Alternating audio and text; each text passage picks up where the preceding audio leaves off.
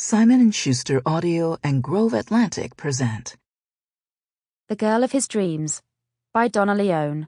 Narrated by David Colacci. Der Tod macht mich nicht beben. Nur meine Mutter dauert mich. Sie stirbt vor Gram ganz sicherlich. Death does not make me tremble.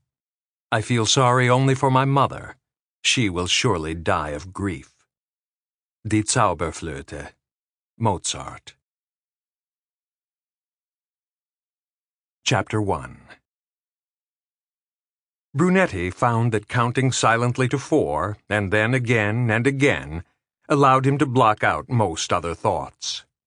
It did not obscure his sight, but it was a day rich with the grace and favor of springtime, so as long as he kept his eyes raised above the heads of the people around him, he could study the tops of the cypress trees, even the cloud-dappled sky, and what he saw, he liked.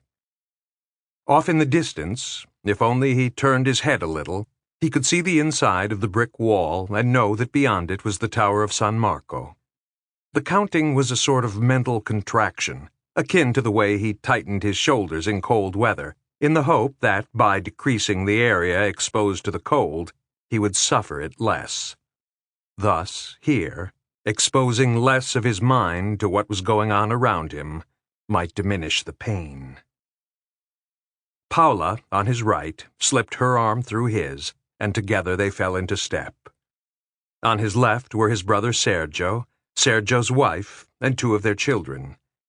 Raffi and Chiara walked behind him and Paola. He turned and glanced back at the children and smiled. A frail thing, quickly dissipated in the morning air.